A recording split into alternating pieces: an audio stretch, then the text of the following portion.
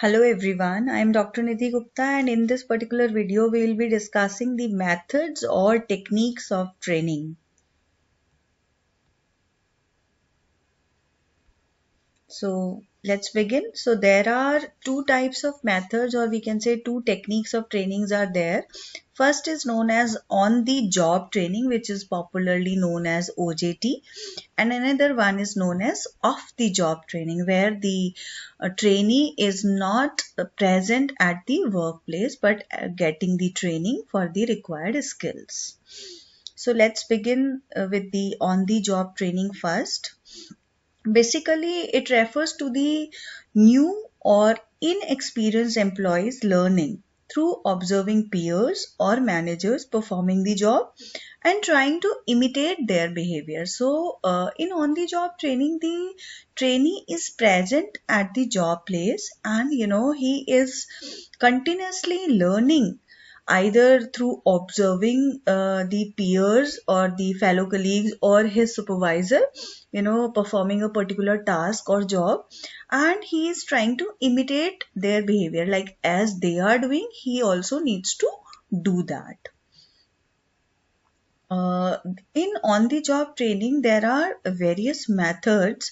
First is known as coaching, then committee assignment, then job rotation, job instruction technique, and internship. So one by one we will be discussing all these on the job training methods, then we'll be discussing the off the jobs also. So first on the job training method is coaching. Here the trainee is placed under a particular supervisor who functions as a coach, and that coach provides continuous feedback to the trainee on his performance and offers him or her some suggestions for the improvement in the performance. And in the coaching method, trainee may not have the freedom to express his own ideas under this method. So at times the trainee may feel the hesitance to express his views. Otherwise, this method is good in that the trainer provides a continuous feedback on the performance during the job. The second method is known as committee assignments. In this, a group of trainees are given and asked to solve an actual organizational problem, and the trainees solve the problem jointly. So basically it is developing teamwork among them, and the trainers continuously observe that what kind of solutions they are offering to resolve a problem. Then the third on the job method is job instruction. It is also known as training step by step. Here the trainer explains the way of doing the jobs, job knowledge and skills, and then allow trainee to do the job.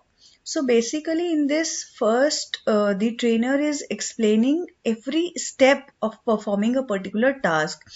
Then he is also explaining what kind of job knowledge or skills are required to perform a job.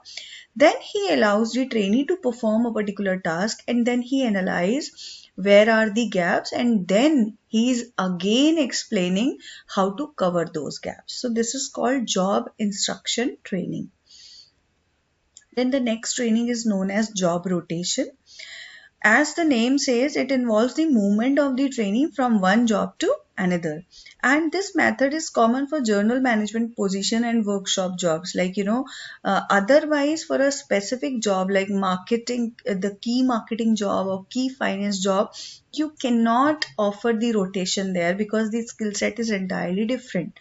And this method gives an opportunity to the trainee to understand the problem of employees on the other jobs and respect them also, like the administrative posts, like the clerical jobs. So you can easily rotate them in different departments, and then they can easily know the problems of other department people also, and they understand the working also. So by the help of this method you can easily train them for every field and give them the required set of skills. Then the next method is internship. In this, company select the candidates from different colleges and institutions and provide them apprenticeship training, like SAIL, BHEL, and GAIL, and so many organizations. They come to the college, they select the candidates for the internship, and then they provide them the training to perform different kind of tasks. So these are sometimes jointly sponsored by colleges and universities too, but otherwise the companies are offering these internships to the candidates on their own. These programs basically provide opportunity to the students to gain real life experience as well as employment. So at times, if you are performing well in the organization, they offer you a pre-placement offer. So after the internship gets over, you can get the placement in that company also. Now the we'll be discussing the advantages of on-the-job method. So basically, because the employee is at the workplace only and he's getting training there only, so it is very very cost effective for the organization, because they do not need to pay extra to some outside agencies to give training to the employee. And it is less disruptive to the business also, because the employees are not away from their work, so they are doing their work also and they are getting training also. Training with equipment they are familiar with and people they know can help them. So here the actual equipments on which they need to perform the task, and the equipments they are familiar with, so they are getting training with those equipments only. And the managers, the senior people of the organization, whom they are very familiar, so they are giving them, they are giving them training, they are helping them. So it's one of the very good advantage of on the job method. Then they gain direct experience to a standards approved by the employer. So within the work environment, they know that what kind of standards approved or benchmarks set by the organization, and then they need to perform according to that. So they are gaining direct experience to that.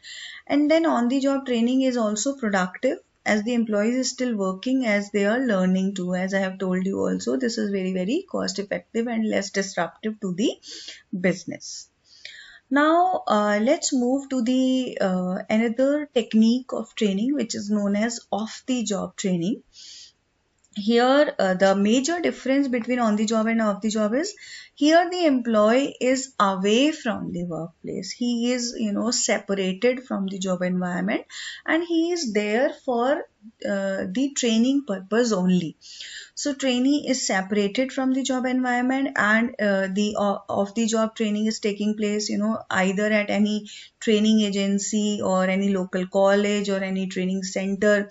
Here the study material is provided to the trainee. Then the trainee has the environment to fully concentrate on learning rather than performing, so he has to learn only. So away from the job place or the workplace, so he is not concentrating on the work which is given to him, he is fully concentrating on the learning only.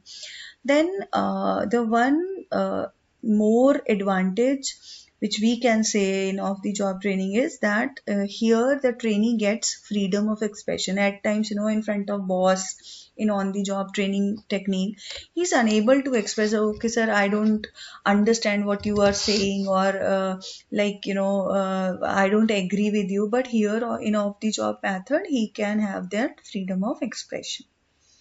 Now we'll be discussing the types of off-the-job methods. There are 6 types. First is vestibule training, then management games, then role playing, films, lecture methods, outbound training. So here also we'll be discussing all of them one by one. So first is known as vestibule training. Here what we are doing in this, we are creating a simulated system. So actual work conditions are simulated here. So like example I can give you the pilot training, so wherein they get the simulated aircraft system to know how to fly, what are the buttons and what are the instructions. So like everything, which is associated with the skill required to perform a particular task. So in vestibule training, the actual work conditions are simulated, and here we use the different material, files and equipments. And this training may range from few days to few weeks, until unless you are familiar with the simulated system, which is the replica of the actual working condition. And here you can relate theory to practice. So there are various advantages of vestibule training. So before going to conference, let's discuss the advantages of vestibule, then I will be telling you the disadvantages also. So when you talk about the simulated system, this training becomes more reality based, and it directly applies to the job, because you are working in a simulated environment. And then it is increasing the chances of retention, so you can easily retain all the things you are learning in your mind. And it prevents trainee from making costly mistakes or damaging equipments too, which are which may happen in the on the job technique. So here in vestibule, so you are avoiding that. You can easily avoid making costly mistakes or damaging the equipments. Then vestibule training also allows instructors to give more personalized attention to the learners. So these are the few advantages of vestibule training, but some disadvantages also, we can say, which is offered by this vestibule. It is very, very time consuming, and of course it is very, very expensive, because you are creating the replica of the actual working condition, so it is involving too much cost and time. And the trainer has to be very skilled also, otherwise there is no point, like the trainee will not get the actual advantage of this vestibule system. And there has to be a very, very elaborated setup to provide vestibule training. Like you need to create the actual replica of the machines or the aircrafts or something like that, so it's a costly affair. So these are the disadvantages, of course. Now let's move to the another method of the job training. It is conference or the discussion. Of course, it's a two-way communication, wherein the trainee and the trainer can discuss the skills required, the problem areas, and then resolve the problems by discussing on the gaps which are identified. And the trainer can easily tell the trainee how to perform a task. So it is very simple method. Now the third one is management games. Here, with the help of these games, we can improve the decision making and analytical skills of the trainees, and we can develop awareness of the need to make decisions, which are lacking complete information. So we can easily, identify the threads, and then, we can be aware what is required. Then we can develop an understanding of the interrelationships with the help of these games. And these games are helping to develop the ability to function cooperatively and effectively in a small group situation. So with the help of these management games, you can easily involve all the trainees, and you can easily make them able to decide in a problematic situation. Now, if you talk about the types of these games, there are two types: executive games and functional games. In executive games, they are basically the general management games, and they cover all the functional areas like planning, organizing, decision making of business, and their interactions and dynamics. And executives games are designed to train general executives, but when you talk about the functional games, they focus on middle management decisions and emphasize particular functional area like marketing, like human resource, like finance of a particular firm. So they are related to a particular function, and executive games are the general games. And then I'm coming to the next method, which is role playing. This method involves action, doing, practice, as we do in the classes also, lots of role playing now. And this method, in this method, the participants play the role of a certain character like production manager, or the engineer, maybe clerk, maybe quality control inspector, or maybe any particular worker, or any supervisor, anyone. And this is used for developing interpersonal skills and relations. So there are many benefits of this role playing also, like it is developing interpersonal skills and communication skills, how to communicate with your manager, with your boss, with your worker, with any particular person who is there for auditing. And then it is also helping in conflict resolution, like when you are role playing a particular role, and then you think according to that role, and then you can easily give some solutions to the problem.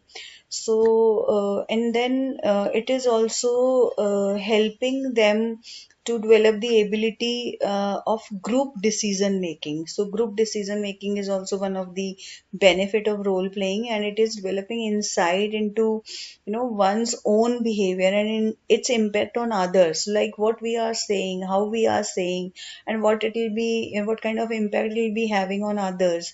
So these are the advantages of role or benefits of role playing. Then the okay, already discussed.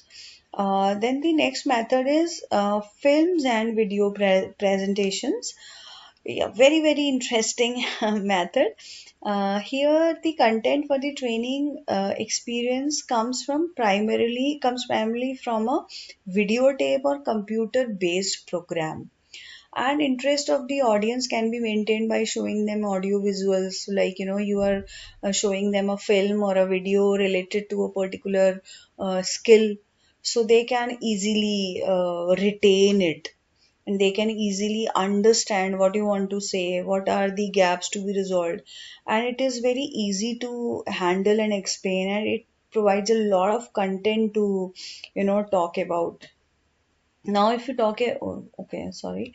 Now if you talk about the benefits of this films and video presentation. So of course, when you are showing a particular video or audio visual clip to make them understand something, it is very easy to train, and the trainer can follow up with the questions and discussions after that audio visual presentation. And it has sure to provide same information to all the trainees, like you all are sitting in a room, you are showing one audio visual clip, so it is equally grabbed by everyone, all the trainees. But simultaneously it is having some disadvantages also. Again, like vestibule, it is also very expensive to develop, and then such type of training has to be outsourced most of the times, which may again make the training less content specific. So like when you are involving outside agencies, they do not know the actual scenario of the organization, the actual problem, so at times it may be less content specific. Then let's move to the next method, which is programmed instructions.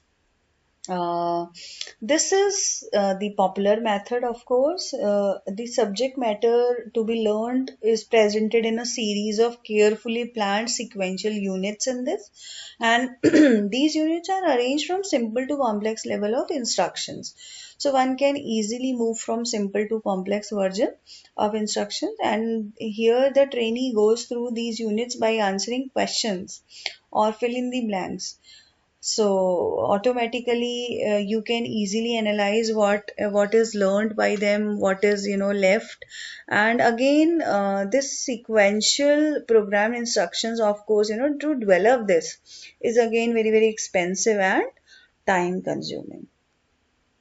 Now moving further to the next method, which is of course lecture method. Students, at times you feel bored, like one lecturer is coming and giving lecture, lecture and lecture. But this is again one of the job training method.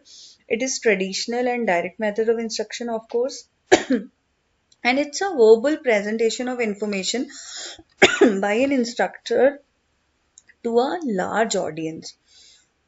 Like many people can sit in a room, and one person can come and give lecture on a particular topic. The lecture more must motivate and create interest among the trainees in order to become effective. Then it is presumed to possess a considerable depth of the knowledge of subject at hand by the lecturer. This method is used mainly in the colleges and universities. Sorry. When you talk about the advantages of this method, it is preparing the lecture. If you talk about um, less time required for preparation, we know it. And then during the lectures you can provide lots of information quickly to all the trainees. Then with the help of this lecture method, the cost per trainee is very very low, because large number of trainees you can address one in one go. But there are some disadvantages also in this method, like in this you are not sure that you can involve trainees too much. Like at times lectures does not involve trainees too much, and trainees may forget the teaching as it is presented only orally. So like trainees may forget what they have learned during the lectures. So these are the disadvantages also of this lecture method. Now moving further to the some other methods like in basket exercise. Here it is also known as in-tray method of training. Here what happens, the trainee is presented with a pack of paper and files in a tray containing administrative problems, and is asked to take decisions on these problems, and are asked to take decision on these within a stipulated time. So in this, what is happening, we are giving them some slips in a basket or some files or papers which are containing the actual problems of the organization, and we are asking them to pick it. And whatever slip or paper or file they pick, they need to read the problem mentioned, and then they have to offer the solution to resolve that. And they need to do it in a particular time period. So the decisions taken by trainees are compared with one another, and the trainees are provided feedback on their performance in that. So this is a very good exercise, because trainees, they offer the solutions to the real problems of the organization, and you can easily track that what they are learning and what is their decision making ability. The next method is experiential exercises. These are short, structured learning experiences where individual learning, they learn by doing. So, like, rather than talking about interpersonal conflicts and how to deal with them, an experiential exercise could be used to create a conflict situation where employees have to experience a conflict personally and work out its solutions. So, like, like role play method. So, here in experiential exercises, you can create a conflict situation, like, the argument in between boss and subordinate, or in between two subordinates, or there are some ego issues, ego clashes, something like that. So any situation you create, and then all the employees, they need to offer the solution. They need to, experience the conflict personally, and then they need to offer the solution. So this is again a very good method to check the decision making ability and the analytical skills of the employees, and the problem solving skills of the employees. Now we'll be moving towards the another method which is case. So here we can present in an in-depth description of a particular problem an employee might encounter on the job. So the entire case can be given to one employee, and the employee attempts to find and analyze the problem. Like, we do the case studies in the classes. So like that, a particular problem, is given to the employees, and they which they may face also during their jobs in future. So they are asked to analyze the problem, and then they need to develop the different courses of action to solve this, and then they need to decide that which course of action would be the most satisfactory. So this is again one of the method of off-the-job technique. Then we'll be discussing now the advantages of off-the-job methods. The first advantage that we learn from the specialist in that area of work who can provide more in-depth study. So of course you are away from your job, and these some specialists are giving training to you. So of course the chances to learn from them are better, and then it can more easily deal with the groups of workers at the same time. So specialized agencies are there which are offering off the job training methods, and they can address large number of people at a time, because which is of course not possible in the on the job method, because everybody is at the workplace, so you cannot assemble them in one place and then give them training. So it is possible in off the job method only. Then employee responds better when taken away from pressures of working environment. So they feel more relaxed, and as I have told you, they have the freedom of expression also. So they also respond better, and worker may be able to obtain qualification or certificate, these training certificates, like I am certified in this particular training module, and I have done this training, so they can get the certificate, because they are getting this training from the outside agencies which are expert or specialist in that particular area. So it is again the advantage, the workers get those qualification and certificates, like Six Sigma certified I am or something like that, which is not possible in the on the job module. But simultaneously, the off the job methods are offering some disadvantages also, like the trainer should have specialized skills and knowledge to train. First thing, if the trainer does not know what to be taught to them, it will create problem, or it will not solve the purpose of the training given to them. And then the trainer may not be given much time to spend with the employees to teach them properly. Might be possible that the trainer is not getting much time to spend with the employees to teach them properly, because they are addressing large number of people at a time. So the individual attention is not there. And at times, if the trainer is not serious, or maybe having some bad habits, maybe any kind of um, bad attitude towards the skill set or towards the required result, so it may may pass these to the trainees also. So, and because the trainees are away from the workstations workplace, so the organization may not keep an eye on them every time, so it may also create the problem to them. So these are the disadvantages of off the job method. So here in this particular chapter, we have discussed the techniques of training on the job and off the job, and their advantages and disadvantages. I hope this is understood by all. So thank you so much.